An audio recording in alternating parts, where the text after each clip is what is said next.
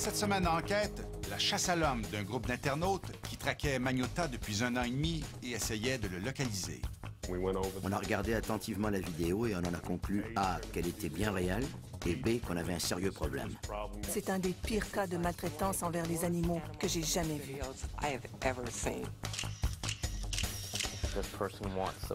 Cette personne veut un public. Il est fier de ce qu'il fait. Il se donne en spectacle. Tous les signes y étaient. Tout indiquait qu'il allait tuer quelqu'un. Je veux dire, il allait vraiment tuer quelqu'un. Ça nous a rendus malades de voir notre prédiction se réaliser.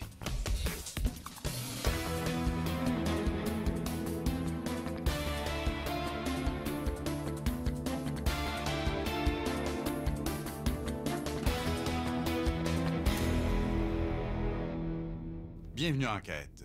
C'est un des meurtres les plus horribles à avoir été commis au Canada, celui de Lynn June, perpétré au printemps dernier à Montréal, dont est accusé Luca Magnotta, cet homme au comportement bizarre arrêté à Berlin.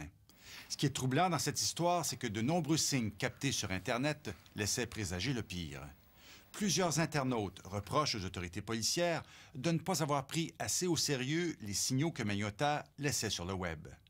Nous avons évité de vous montrer dans ce reportage les scènes insupportables des meurtres de Chatton et de Lynn June. Enquête sur une chasse à l'homme du 21e siècle. 18 juin 2012. Au terme d'une chasse à l'homme mondiale, Luca Magnotta débarque à Montréal, escorté comme une star, mais les menottes au poing. Il est accusé du meurtre de l'étudiant chinois Lynn June, survenu 2 semaines plus tôt. Sur son visage, on décèle l'ombre d'un sourire. Luca Magnotta obtient enfin ce qu'il a toujours désiré, la célébrité. Il avait besoin d'attention. Il en avait besoin comme vous et moi avons besoin d'air pour respirer. Luca fait partie de ces personnes qui rêvent de devenir une star. Mais il n'a pas ce qu'il faut pour y arriver. Le meurtre a été mis en scène, filmé et diffusé à la grandeur du monde sur Internet. C'est comme s'il savait exactement ce qu'il faisait. Ce type est un génie maléfique. Pendant 1 an et demi, un groupe d'internautes passionnés a traqué Luca Magnotta sans relâche sur Internet. On savait qu'il était une bombe à retardement et qu'on devait agir rapidement. Ils ont presque réussi à le faire arrêter quelques semaines avant le meurtre de Lynn June. Un jour de plus, un indice de plus et on le tenait. On ne voulait pas le lâcher. Selon eux, Lynn June serait peut-être encore en vie aujourd'hui si leur enquête et leurs craintes avaient été prises plus au sérieux. Ça nous a rendus malades de voir notre prédiction se réaliser. De voir que, malgré tous nos efforts, ce qu'on a tenté d'empêcher était arrivé.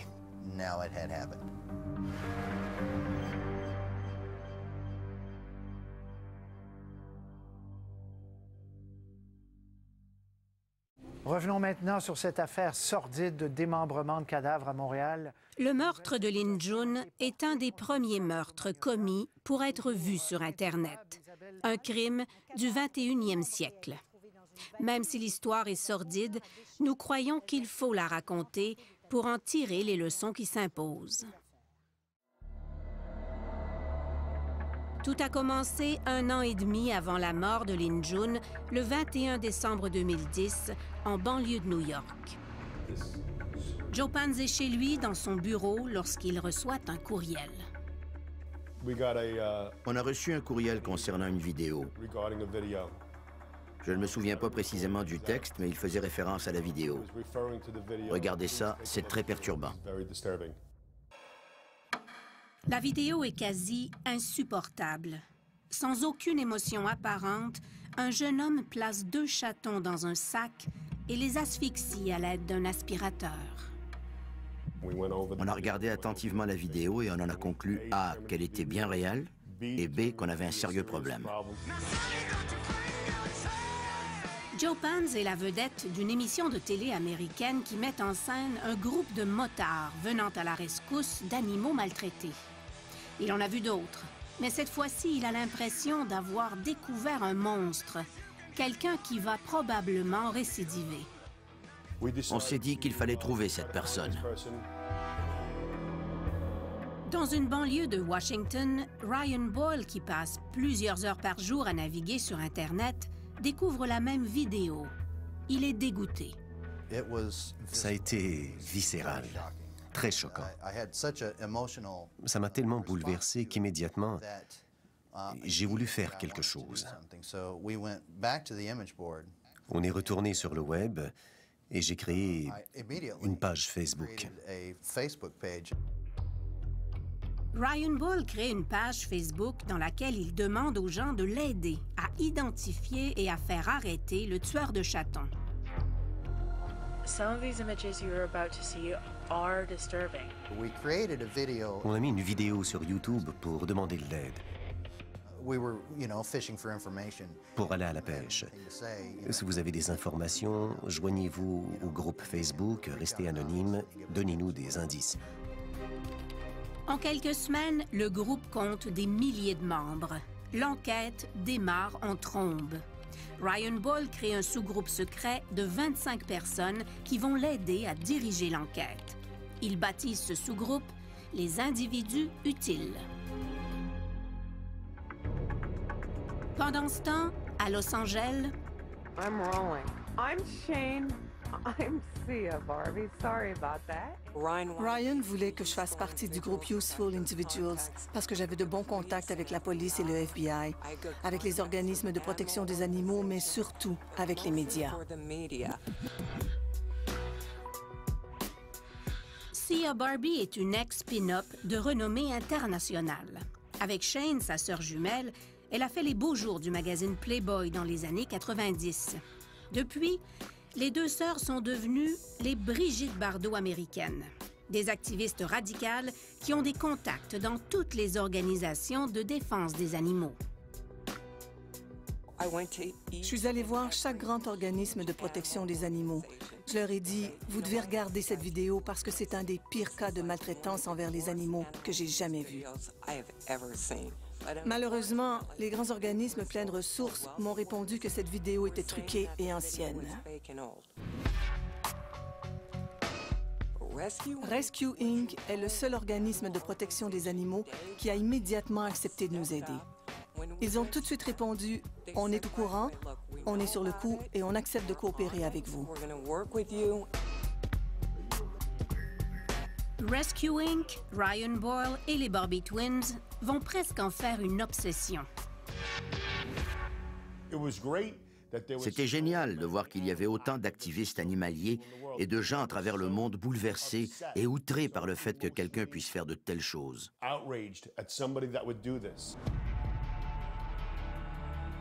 Deux internautes qui utilisent les pseudonymes de John Green et Bodie Moven sont particulièrement choqués.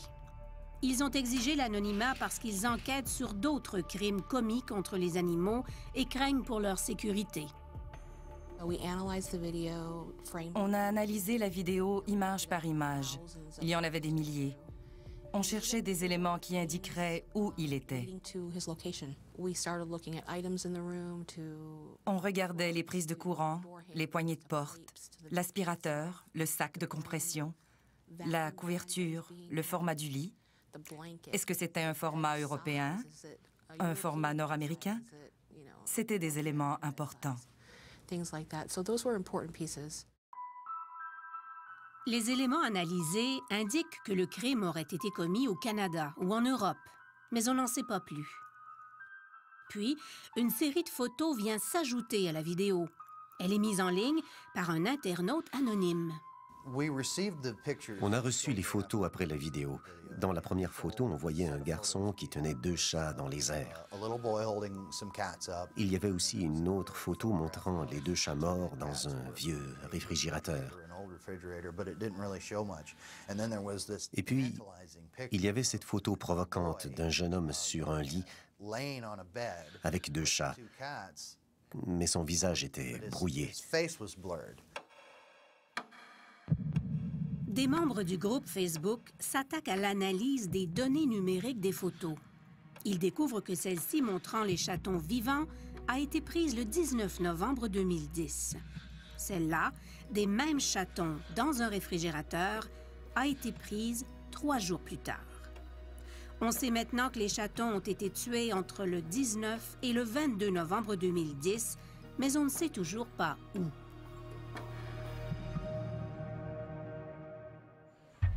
What's up, buddy? Rescuing décide de donner un second souffle à l'enquête. On a offert une récompense. On a placardé des avis de recherche. Toute personne qui nous donnerait une information permettant de le trouver, de l'identifier, de l'arrêter et de le faire accuser serait récompensée. De Los Angeles, Sia Barbie fait jouer ses contacts dans les médias. J'ai demandé à mon ami d'écrire un article sur Rescue Inc. dans lequel il parlerait de la récompense de 5 000 $. Ça nous a permis de rediriger tous les indices et les infos vers le groupe Useful Individuals pour nous permettre éventuellement de le retracer. Cet article sur le tueur de chatons paraît le 28 décembre 2010 sur un site Internet fréquenté par des millions de lecteurs. Depuis le début, Luca Magnotta semble suivre la progression de l'enquête sur le site Facebook. Il n'a toujours pas été identifié par les internautes, mais il est inquiet. Nous avons découvert qu'au début de janvier 2011, Luca Magnotta s'est rendu à New York, où il a consulté l'avocat Romeo Salta. Il avait peur de se faire arrêter pour cruauté envers les animaux.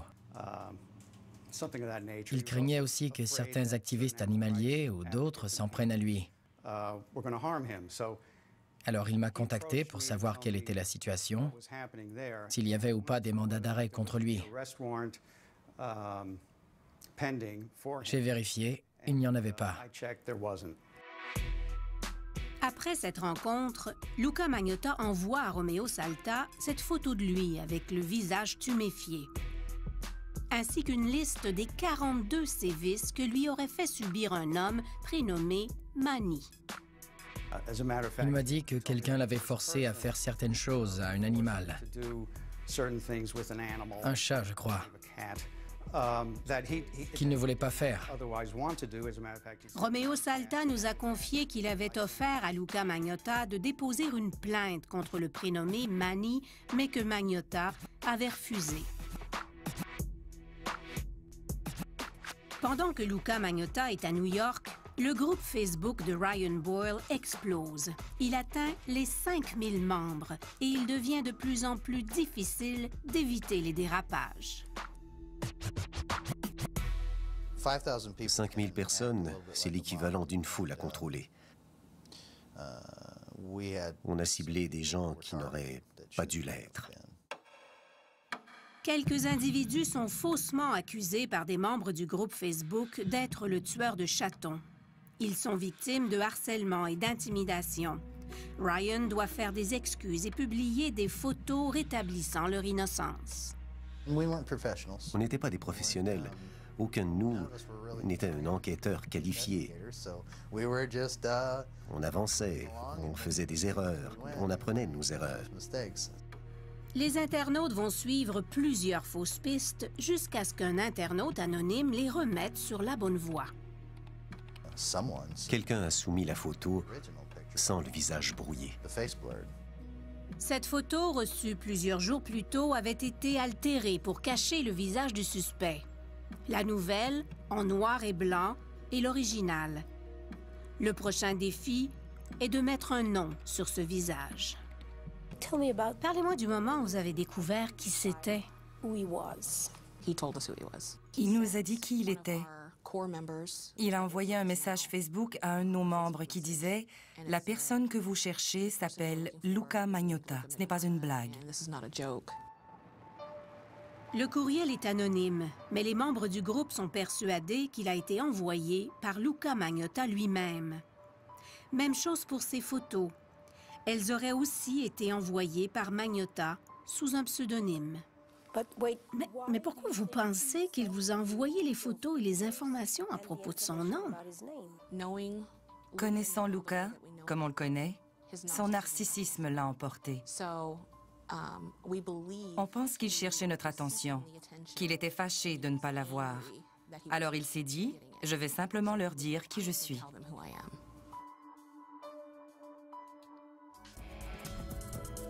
Après la pause, Magnotta se donne de l'importance en s'inventant une relation avec Karla Homolka. Luca n'éprouve pas d'émotion et il est incapable de ressentir la culpabilité, la honte ou quelque émotion humaine. Il imite les émotions des autres parce qu'il n'en a pas. C'est un psychopathe. Il vit maintenant dans les Caraïbes avec sa nouvelle épouse, Karla Homolka.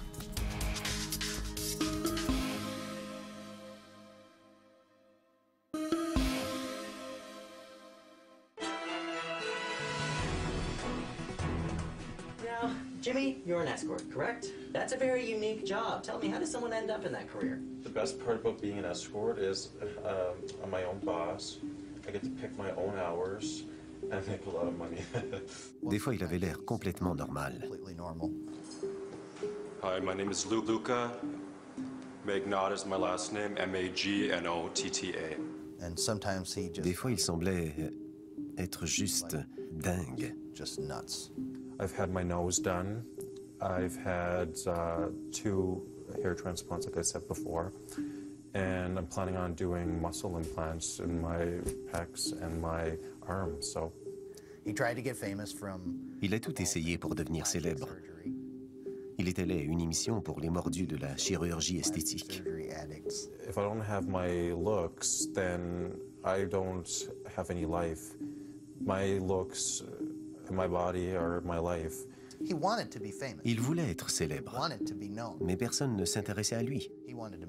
Il voulait que ça change. Et nous, on devait découvrir qui était ce garçon-là. Janvier 2011, 1 an et demi avant la mort de Lin Jun. Les membres du groupe Facebook connaissent enfin l'identité de celui qui serait l'auteur de la vidéo des chatons asphyxiés. Luca Rocco Magnotta. Une recherche de base sur Internet génère une multitude de pages d'informations à son sujet. Il y avait plus de 50 sites web et une longue liste de noms d'utilisateurs YouTube. Luca Magnotta a écrit sous de nombreux pseudonymes. Les internautes ne peuvent que déduire que c'est lui qui se cache derrière ces pages où fiction et réalité s'entremêlent. Première découverte, Luca Magnotta s'appelait autrefois Eric Clinton Kirk Newman. Il a grandi en Ontario et a changé son nom en 2006, à l'âge de 24 ans. Au début de la vingtaine, Luca Magnotta vit à Toronto et tente de faire carrière dans l'industrie du sexe. Here comes a hottie. What's your name? Luca. Okay. And how old are you? I'm 21. Il tourne quelques mauvais films pornographiques, travaille comme danseur nu et prostituée, tente de faire carrière comme mannequin. Sur le web, les internautes découvrent des centaines de photos de Luca Magnotta. Il y a aussi des vidéos d'autopromotion, probablement mises en ligne par Luca Magnotta lui-même. Il vivait, dormait et respirait sur Internet. Il était tout le temps là-dessus. Luca Magnotta utilise son ordinateur pour donner une image de lui qui n'a rien à voir avec la réalité. Il volait les photos des gens sur Internet et remplaçait leur visage par le sien. Alors on le voyait au volant d'une voiture de luxe, ou bien dans un jacuzzi, posant sur une plage aussi.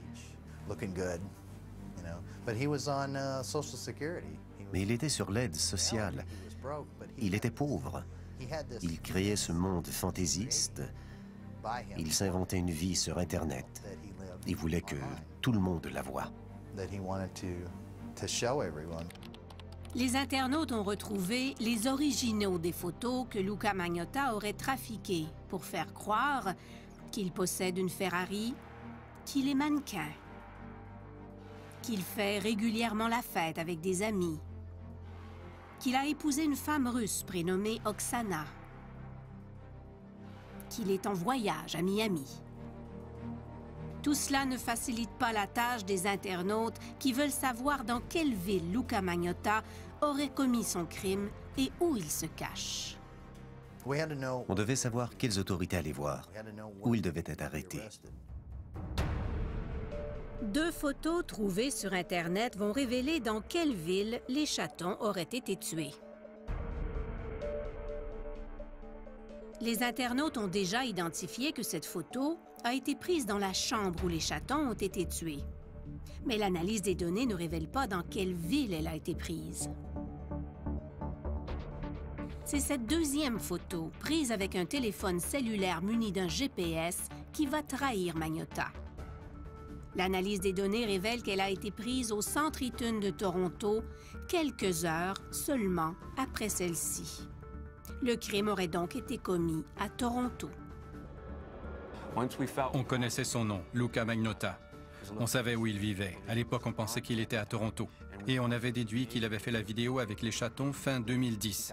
On pensait avoir suffisamment d'informations pour contacter les autorités. En février 2011, 2 mois après le meurtre des chatons, John Green prend contact avec l'agent Brad Dewar, enquêteur et porte-parole à la Société pour la prévention de la cruauté envers les animaux.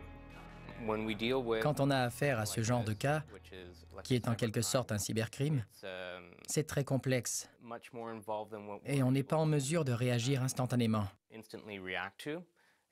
Nous devons faire appel à d'autres agences qui ont la capacité et la technologie pour nous aider. La SPCA demande l'aide de la police de Toronto. Ils ont immédiatement ouvert un dossier qu'ils ont transmis à l'unité de cybercriminalité. Au Canada, tuer ou faire souffrir inutilement un animal est un acte criminel.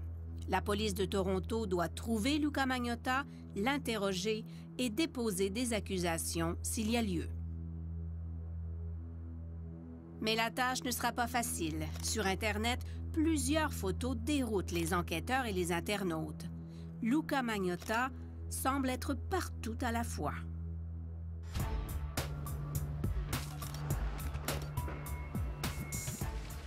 Il aimait se faire prendre en photo, partout, n'importe où. Il posait, je prenais des photos de lui, j'étais son photographe. Les internautes ont retrouvé la trace de Henry, un retraité de Toronto qui a fréquenté Luka Magnotta en 2010, avant le meurtre des chatons. C'est lui qui a fait voyager Magnotta. Il m'avait dit qu'il était russe. Et moi, je voulais voir le métro de Moscou, entre autres choses. Alors j'ai dit, veux-tu aller à Moscou? Son visage s'est illuminé d'un coup. Et il a dit, oh oui, oh oui. Quand? Demain? Il voulait vraiment voir la place rouge. Henry emmène aussi Luka Magnotta en Europe, où il se fait photographier devant les monuments célèbres. Ces photos ont aidé Magnotta à présenter de lui sur Internet une image de mannequin de calibre international. Henry est fasciné par Luka Magnotta, même s'il sent que celui-ci lui ment. Il a dit un jour qu'il vivait dans un roman savon. Alors je lui ai demandé, « Es-tu certain que tu n'es pas l'auteur du roman savon? » Est-ce qu'il était violent parfois? Non, je ne l'ai jamais vu être violent. Il était toujours doux et calme. Je pense que je ne l'ai jamais vu se fâcher. Si Henry avait fait un peu de recherche sur Internet, il aurait découvert le côté sombre de son compagnon de voyage. Dans ce texte, probablement mis en ligne par Luka Magnotta lui-même, en 2008, on lit qu'il est psychopathe. Luka n'éprouve pas d'émotion et il est incapable de ressentir la culpabilité, la honte ou quelque émotion humaine. Il imite les émotions des autres parce qu'il n'en a pas. C'est un psychopathe. Il vit maintenant dans les Caraïbes avec sa nouvelle épouse, Karla Homolka. Nous avons trouvé plusieurs textes anonymes qui associent Luca Magnotta et Karla Homolka. Magnotta semble assoiffé de notoriété.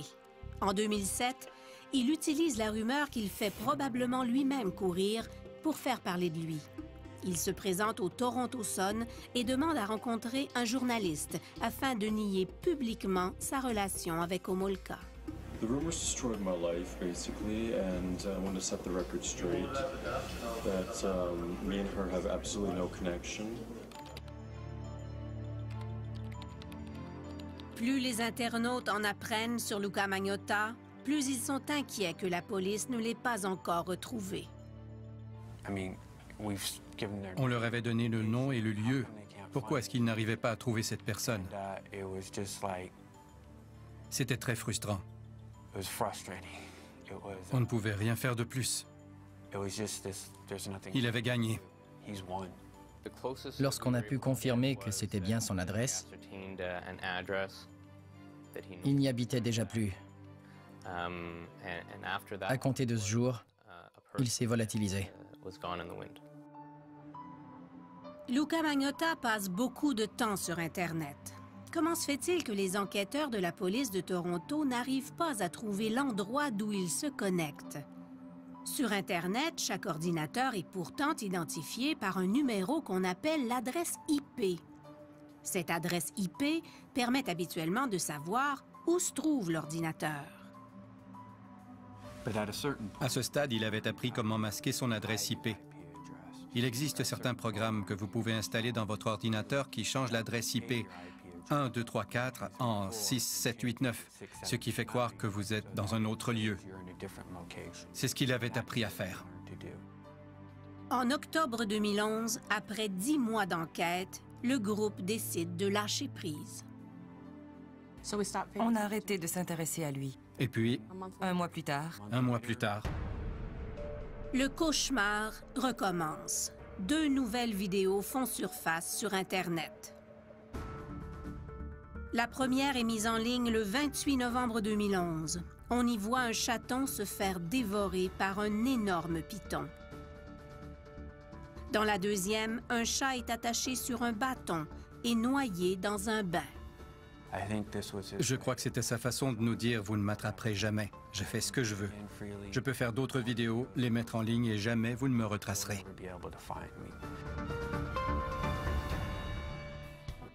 Après la pause, les indices s'accumulent et inquiètent de plus en plus.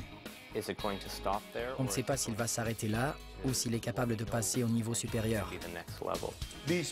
Ces gens se font la main sur les animaux. Et quand ça ne suffit plus à nourrir leur maladie, ils passent à une autre victime, qu'ils jugent sans défense.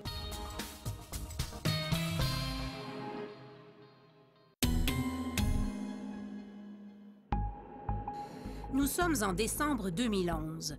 Quelques semaines après la découverte des nouveaux vidéos de chatons assassinés, les internautes trouvent cette photo de Luca Magnotta à Londres. Pourquoi publier une photo de lui devant le palais de Buckingham? Dans quel but? Pourquoi voudrait-il soudainement que l'on sache où il se trouve?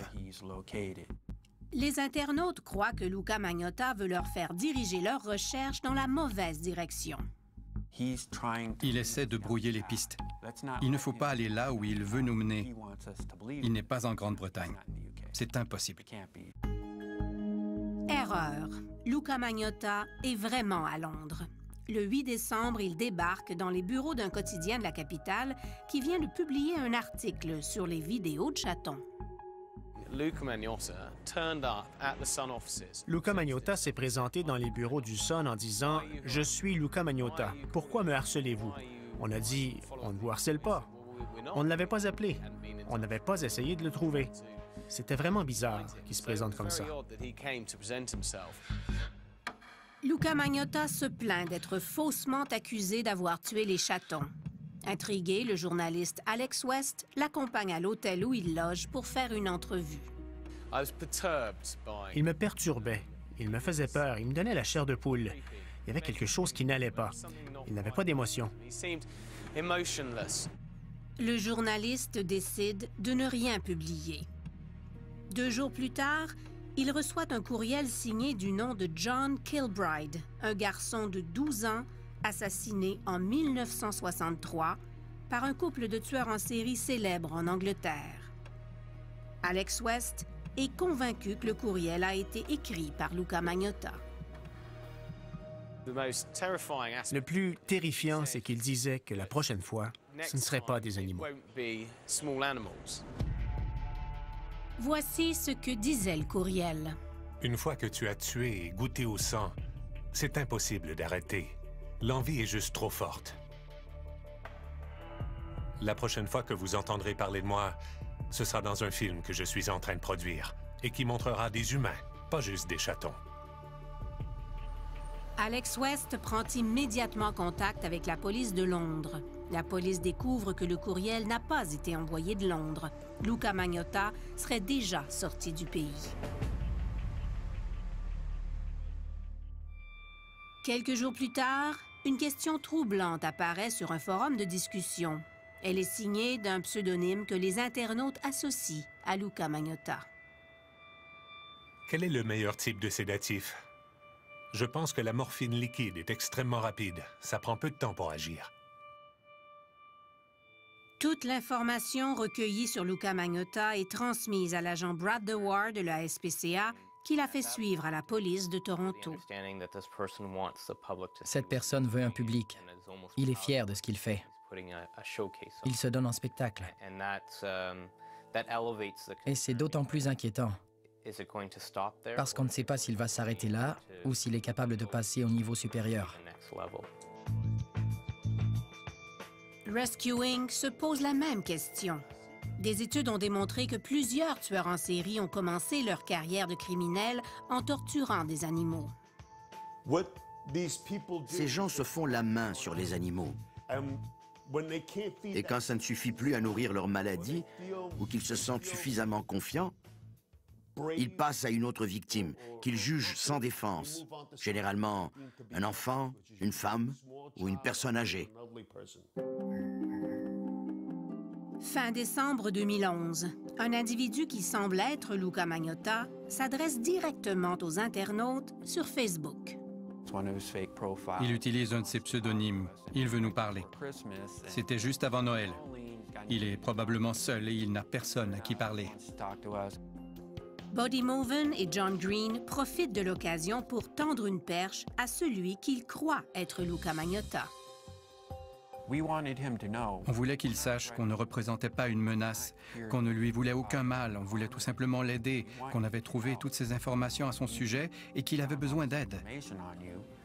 Rien ne l'empêchait de se faire soigner. C'était à lui d'agir. Quelques jours après cet échange, on a reçu plusieurs photos par courriel et sur Facebook qui, selon nous, ont été envoyées par Luca. Des images de flacons de médicaments remplis sur lesquels était inscrit le nom de Luca. Les 5 médicaments qui figurent sur les photos ont été prescrits en 2007 par un psychiatre. Les soupçons des internautes se confirment, Luca Magnotta souffrirait d'un problème de santé mentale. L'information est immédiatement transmise à la police de Toronto. Quelques semaines plus tard, John Green reçoit ce courriel du détective qui est chargé du dossier. Il n'y a personne qui veut trouver ce gars-là plus que moi. Je veux l'emmener en cours, ne serait-ce que pour qu'il ait des soins psychiatriques. Nous avons découvert que les problèmes de santé mentale de Luca Magnotta étaient présents dès 2005. En juin 2005, il a été reconnu coupable de fraude en Ontario. Au moment de rendre son jugement, la juge a accepté de lui laisser purger sa peine dans la communauté aux conditions suivantes. Suivre un traitement pour problèmes de santé mentale et prendre tous les médicaments prescrits. En s'adressant à Magnotta directement, elle ajoute « Si vous ne prenez pas vos médicaments, votre vie va déraper. »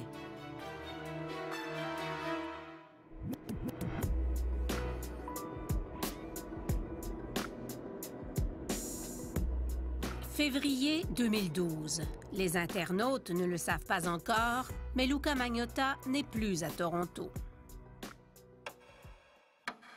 Il retrouve sa trace en regardant cette vidéo. Il y avait une nouvelle photo de Luca que je n'avais jamais vue. Il était assis sur des marches et portait un survêtement violet. En utilisant le logiciel Google Maps, les internautes découvrent que la photo a été prise ici, sur le campus de l'Université McGill. Luca Magnotta serait à Montréal.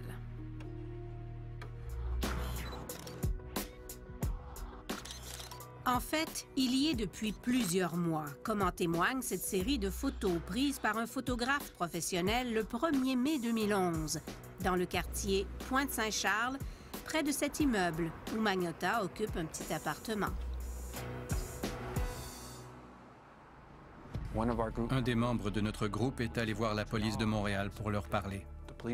L'agent a répondu qu'il n'y avait aucun mandat d'arrêt contre lui et qu'a priori, il n'avait commis aucun crime. Il ne pouvait donc rien faire. Mais tuer des chats, ce n'est pas un crime? Oui, mais malheureusement, la police ne prend pas ça au sérieux.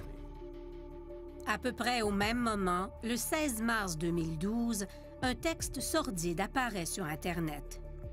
Il présente Luca Magnotta comme un tueur en série nécrophile et cannibale. C'était 2 mois à peine avant la mort de Lin Jun. Tous les signes y étaient. Tout indiquait qu'il allait tuer quelqu'un. Je veux dire, il allait vraiment tuer quelqu'un.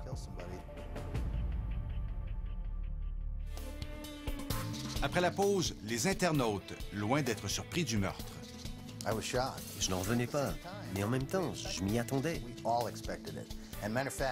Sur Facebook, les gens disaient « On vous l'avait dit ».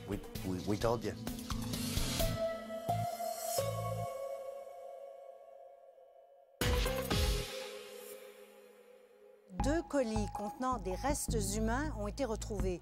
Le premier contenait un pied. Il a été livré au bureau du Parti conservateur du Canada. On ne sait pas ce que contient... Le 29 mai 2012, quand les policiers retrouvent le cadavre de l'étudiant Lin Jun, Luca Magnotta est déjà loin. C'est sans doute ce soir l'un des hommes les plus recherchés de la planète, Luca Rocco Magnotta, soupçonné d'avoir commis ce crime horrible à Montréal, a probablement déjà quitté le pays. Lin Jun a été assassiné dans l'appartement qu'occupait Luca Magnotta à Montréal. Je n'en revenais pas, mais en même temps, je m'y attendais. Sur Facebook, les gens disaient « On vous l'avait dit ». J'étais enragée. On avait passé près de 2 ans à essayer que cette personne obtienne des soins dans une institution quelconque. Et voilà qu'il tuait quelqu'un.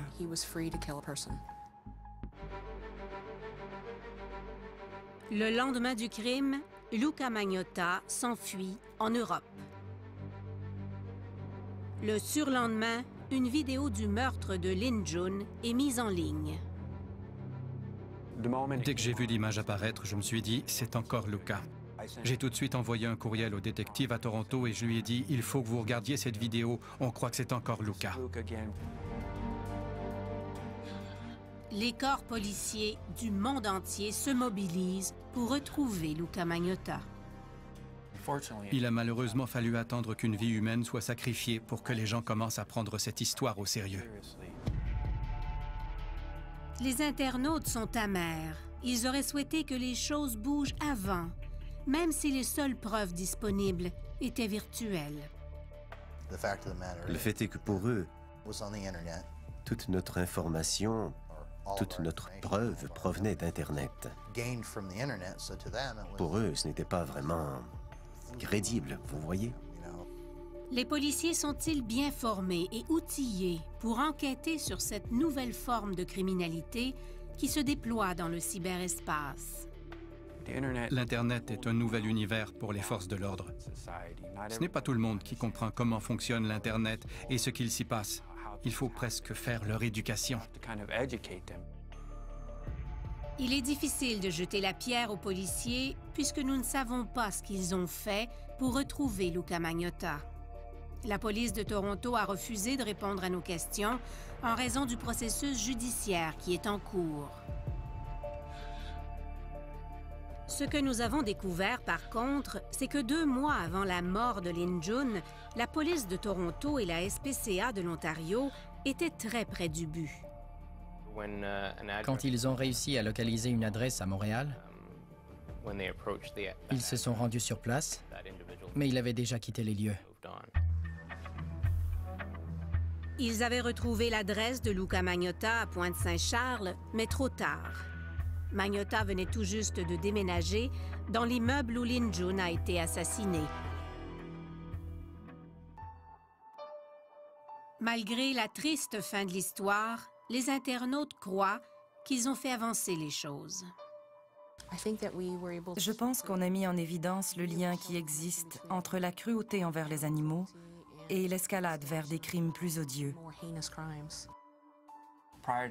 Avant cette affaire, j'avais seulement lu des études qui parlaient des gens qui tuaient des animaux pour ensuite tuer des humains. Mais je peux dire aujourd'hui que j'en ai été témoin. Si à l'avenir on croise de nouveau quelqu'un dans le genre, on n'attendra pas. On passera tout de suite à l'action. Ironiquement, celui qui a vécu par Internet a perdu sa liberté à cause d'Internet. Le 4 juin 2012, après une semaine de cavale, Luca Magnotta a été arrêté dans un cybercafé de Berlin, en Allemagne. Il s'est fait arrêter alors qu'il regardait des photos de lui. Il n'a pas pu résister. Il est allé lire ce que les gens disaient de lui pendant qu'il était en fuite. Il n'a pas pu résister. Luca Magnotta a été rapatrié au Canada 2 semaines après son arrestation. Il a plaidé non coupable à toutes les accusations qui pèsent contre lui.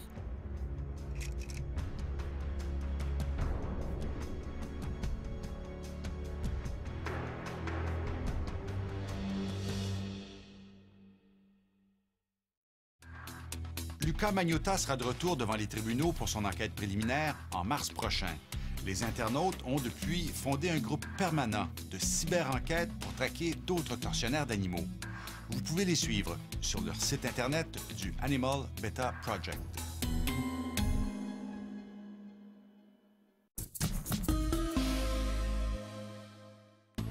Si vous voulez nous contacter, consultez notre site Internet à l'adresse suivante. Vous pouvez y faire vos commentaires et vos suggestions et revoir nos reportages. Pour connaître notre démarche journalistique, je vous invite à consulter mon blog. Veuillez prendre note qu'Enquête est rediffusée le samedi à 13h sur la première chaîne de Radio-Canada et le dimanche à 18h sur le réseau de l'information. Merci d'avoir été là. Bonsoir. À la semaine prochaine.